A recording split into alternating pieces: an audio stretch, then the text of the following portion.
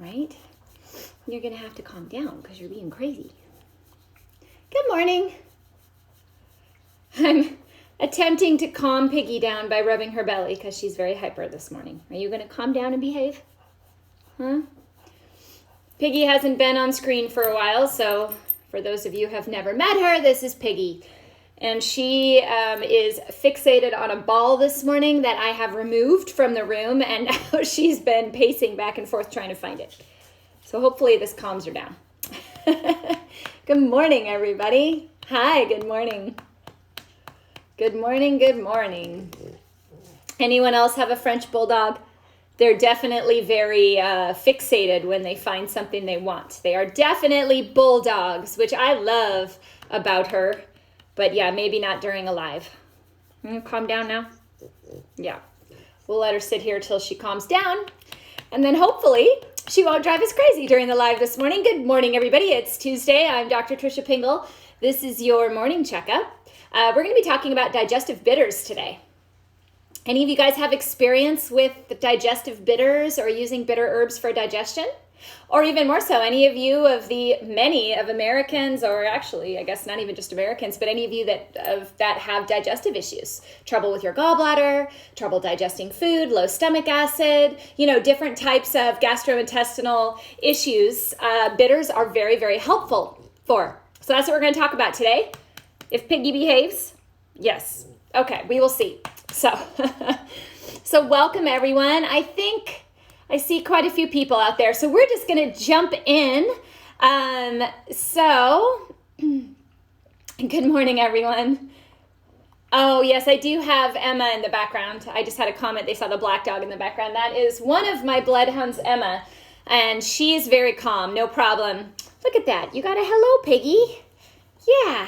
Hello, Piggy. She's smiling. Can you guys see her on Facebook? Kinda. All right. Anyway, let's talk bitters. Okay. So many of you may know that throughout my life, I've struggled with digestive issues. And for so long, it was just dismissed. And it wasn't until I found naturopathic medicine that I started to be able to digest food, feel better. I mean, my poor husband, we'd go out with friends or go to a party or something, and I would have to either not eat which of course, you never look good when you're walking around a party not eating, or I would have to leave because I would get such bad indigestion when I ate. And that started most of the time in my younger years, more in my teen years, getting worse throughout my 20s and into, I would say probably till late 20s when I started to learn more about naturopathic medicine, ways to seek the cause of my digestive issues and make all the changes that are needed to improve it. And it's been an ongoing process. But what ended up happening is my digestion just wasn't working altogether. I wasn't producing the right enzymes to break my food down. I have low stomach acid, and because of that food wasn't breaking down, it would cause inflammation, and then the inflammation would cause more problems as I went along. Well, come to find out, after speaking to numerous patients over the years, I'm certainly not alone in this complaint, and so digestive bitters were a huge part of my own therapy plan and a huge part of what I help others with. So I wanted to talk to you about some of my favorites, and Pig is once again looking for her bone. This is going to be quite the day. You know what I have though? Pig. There you go. We'll just distract her with food. So what exactly are digestive bitters? Have any of you guys used them? Are you familiar with them? It's really quite fascinating. They're bitter tasting plants. Now, some of these are eaten in our everyday life, like arugula, for example, is a bitter tasting plant that you may very well put into your salads all the time. Totally tolerable, but it actually has a medicinal function. It actually helps stimulate the digestive enzymes in your body. It's kind of like a kickoff, and that's what bitters do. If you've ever put something really bitter on your tongue, have you noticed that saliva just increases dramatically? And all of a sudden your stomach starts churning? Yes, dandelion greens are another one. Very good. So it's stimulating a digestive process. So there are plants that are meant to do that. And if you're eating a well-varied plant diet, you're getting a lot of bitters in it. And that's part of the benefit of a plant-based diet, is a very high variety. So many people out there that are trying to do healthy diets are eating the exact same thing every day. There is a reason why we have different foods. It's for different aspects of our digestion, right? So bitters are important for stimulating the release of digestive enzymes, hydrochloric acid, and starting that whole process of breaking it down. And you know that by when you put something bitter on your tongue, right? Now, this may sound far-fetched. I don't know. Bitter melon. We're going to talk about bitter melon. Great. You've heard of it. It's maybe far-fetched, but it really does work, and it's been used for centuries. I think researchers more recently have confirmed what practitioners of folk medicine and traditional medicine have known for centuries, is that these bitter substances will help with dyspepsia, which is indigestion, and other gastrointestinal distress, such as diarrhea, lots of gas, bloating, feeling really full after eating. You know what, Fred, both. It can cause constipation or diarrhea. Anytime that the gut is not working like it's supposed to, it means that something in the digestive process is not working. Okay, so this starts at the top of the digestion and stimulates the breakdown. So if you're not breaking foods down, over time, what can happen is either you get so much inflammation that you don't go to the bathroom so well, or it's inflamed and you release everything you eat. Either way, you're not getting proper nutrition or detoxification. Now, those of you that were present last week, I did a whole live on constipation. If you missed it, go back and watch it. Nobody loves to talk about poop, but I think it was quite a good one. But bitters are there to help with the start of the digestive process. Now, if you look at the prevalence of gallbladder disease, it is, I don't have the numbers in front of me, but it's amazing. So many people have their gallbladder removed or have gallbladder type colic pain or stones, right? The gallbladder helps us regulate release of bile. That is a digestive enzyme. It helps us break down fat. If you're not releasing a good amount of bile from the gallbladder, you won't break fat down. If you don't break fat down, it stays in your system, right? Or you just eliminate it and you don't get any of the benefits of good fats like avocados, nuts, seeds, those types of things, okay?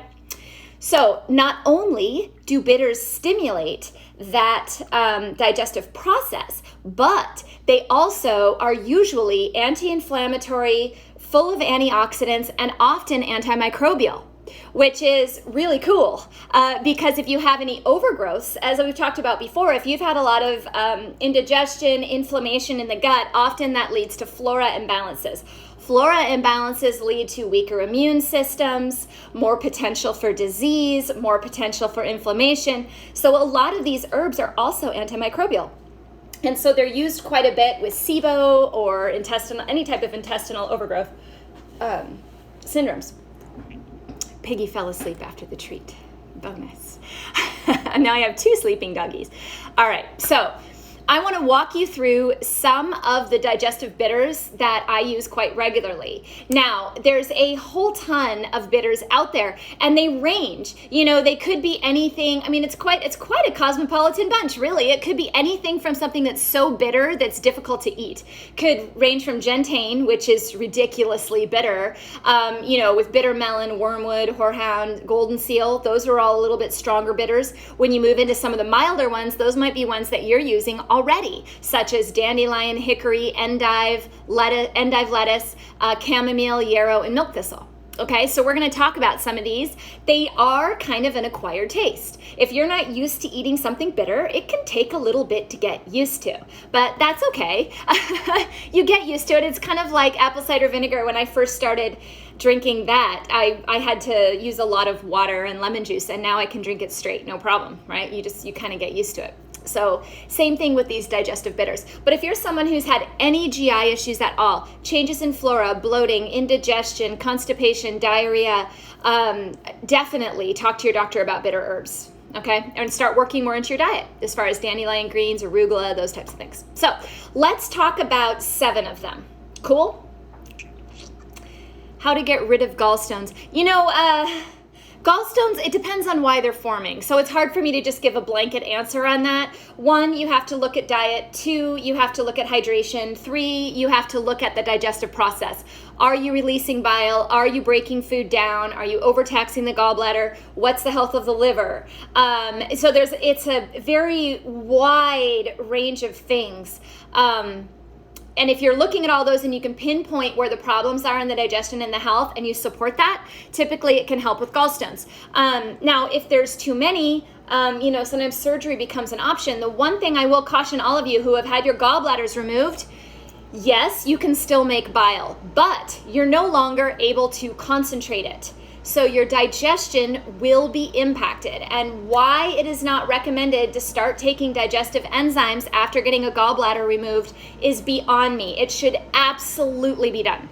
You need to support your digestion if part of your digestive process has been removed, right? That's with any surgery. You get your thyroid out, you have to take thyroid medication, right? You get your gallbladder out, you've got to take digestive support, right? I mean, but surgeons never recommend it. They just say to avoid fried foods.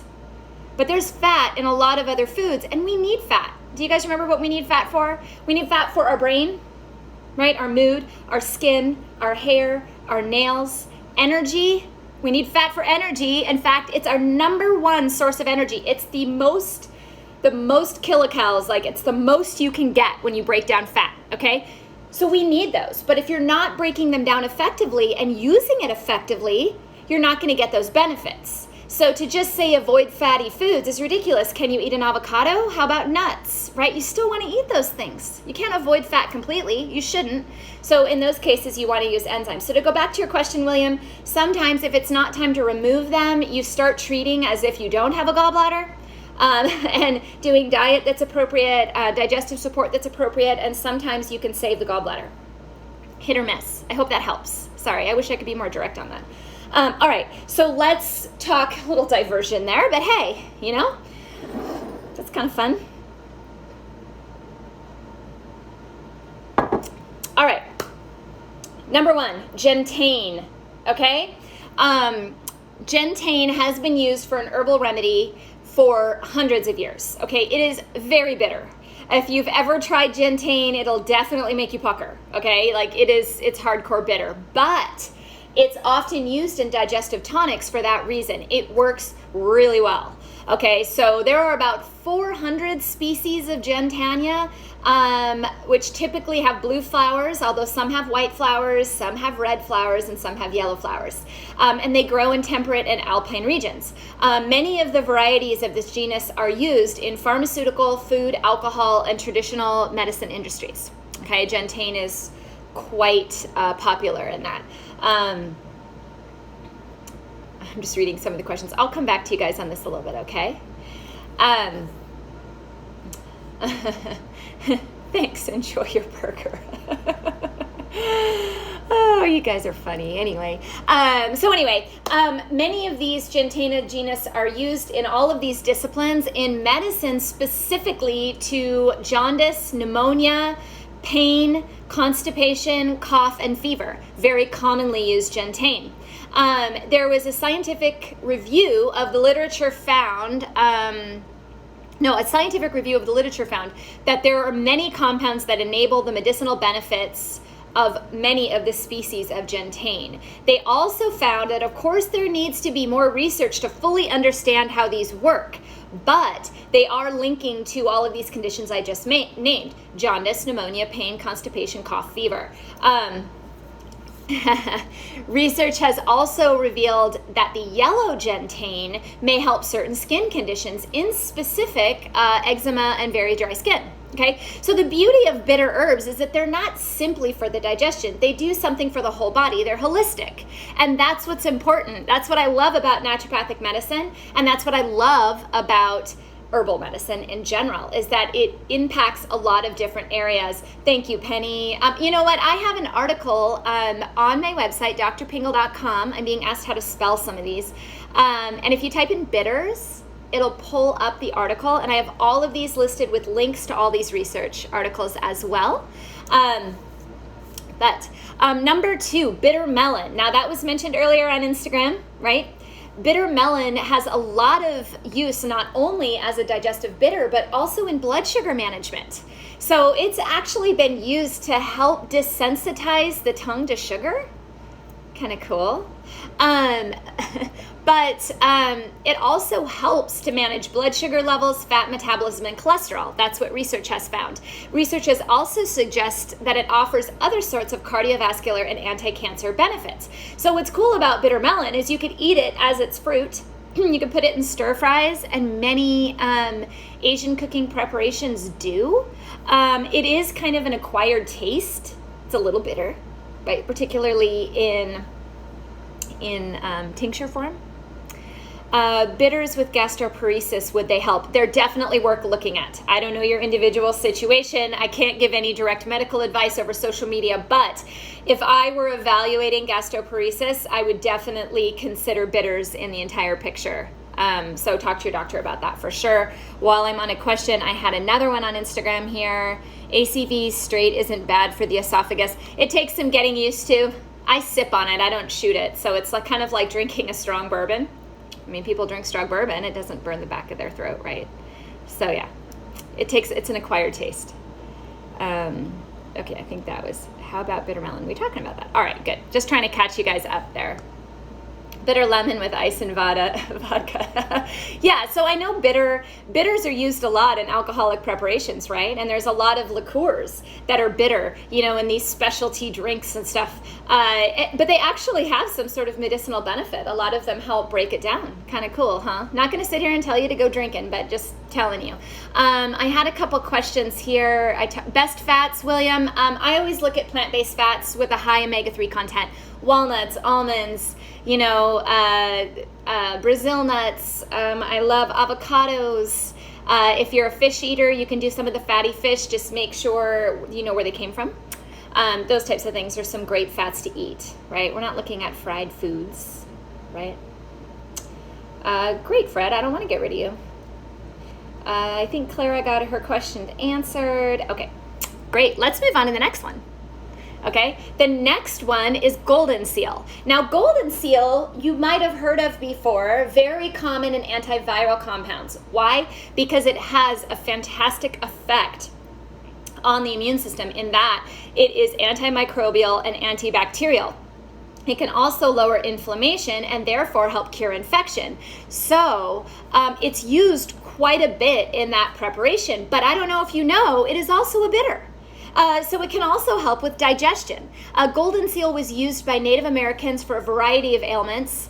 It was adopted as a medicinal remedy during the United States Civil War. Often they would combine it with other ingredients. Many of the claims about Goldenseal's ability to treat certain conditions always requires further research. I mean, that's just, in general with herbs. We're always researching herbs because there's not always just one impact.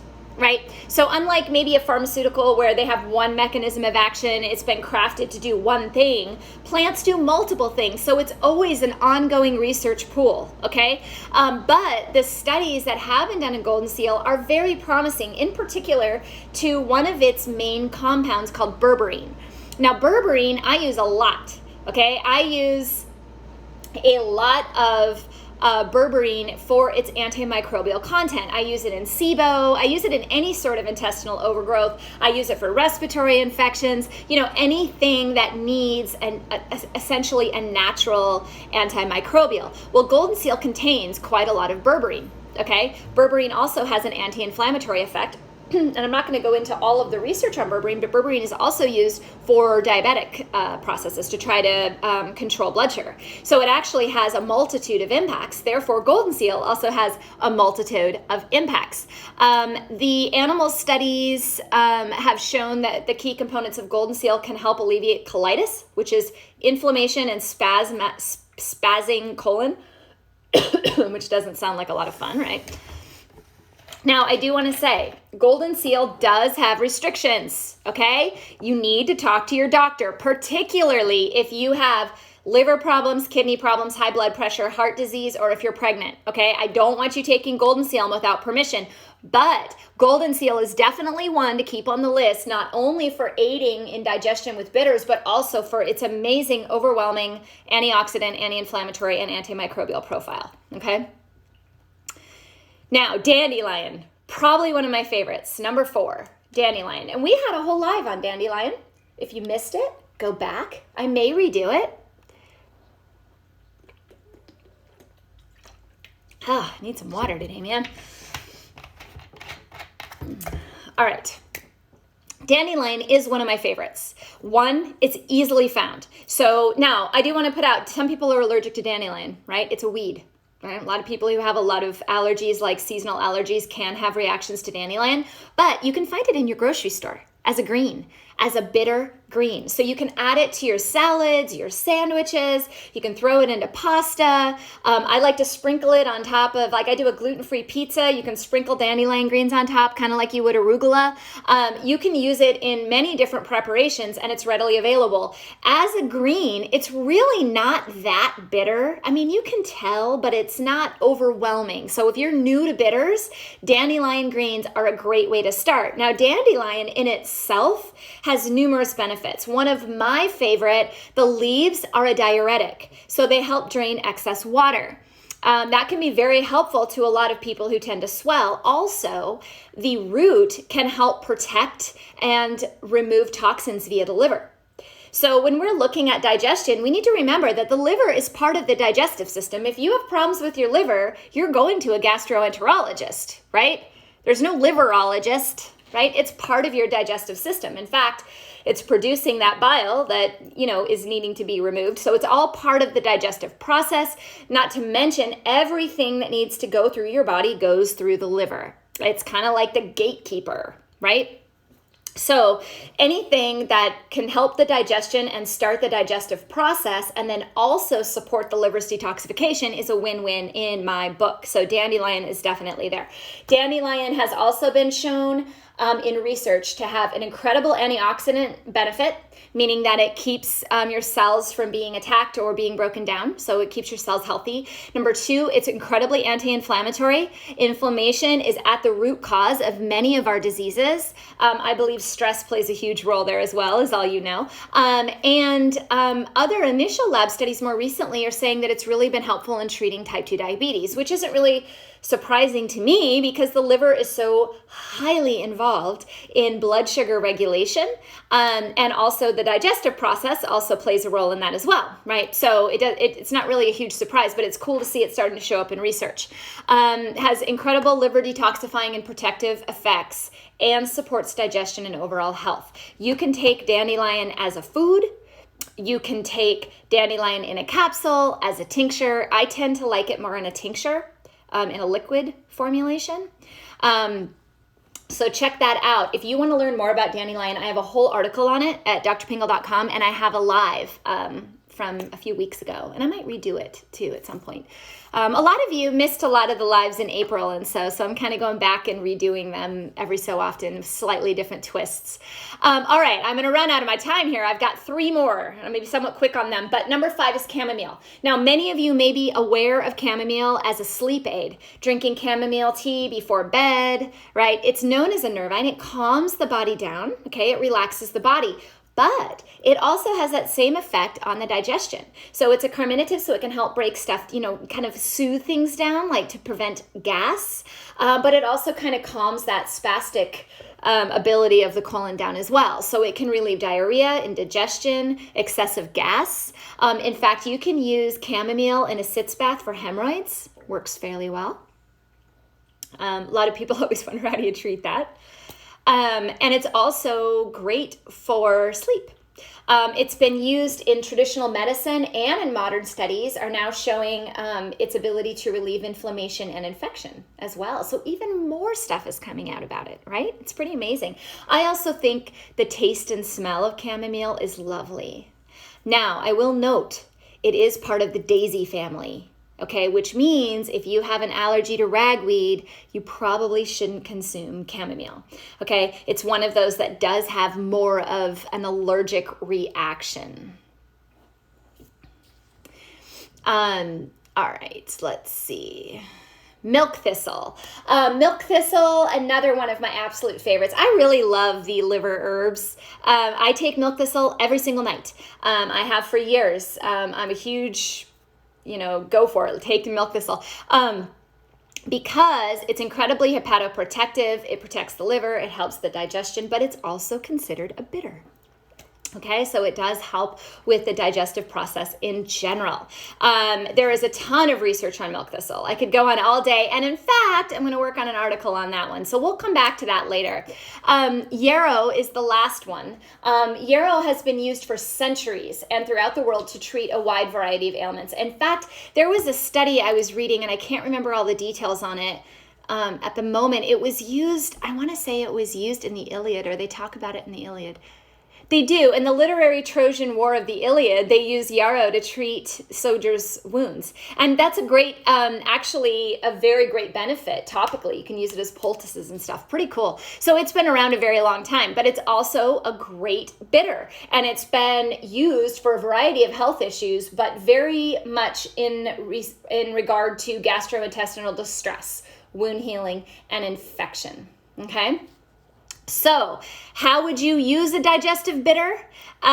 Definitely right before a meal or in your meal, okay? Because you're trying to stimulate the digestive juices, right? Some people, if they can tolerate it, will use a bitter herb, like 10 minutes before they eat, just because it stimulates the release of the enzymes and then they start eating. There are a lot of capsules, like digestive enzymes that have bitters added to them in capsule. That's a great way to do it, but you definitely want to take it at the beginning of your meal.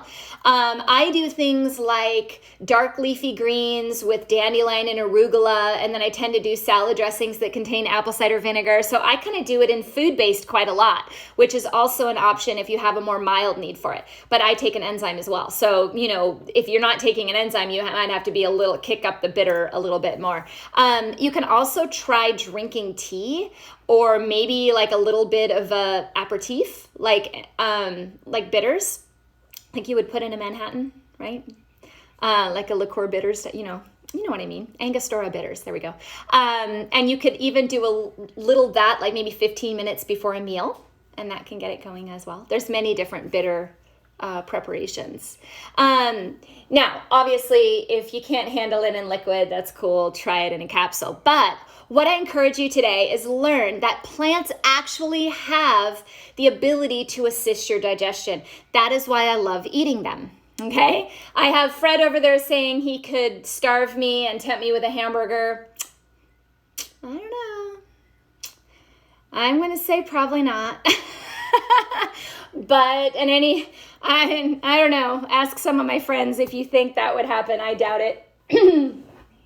But, I guess if it was life or death, but it certainly wouldn't be the first thing I'd go for. But the reason I like plants and the reason why I talk about plants a lot is that they offer more for your body, right? They offer these things like the ability to aid digestion, which is great, okay?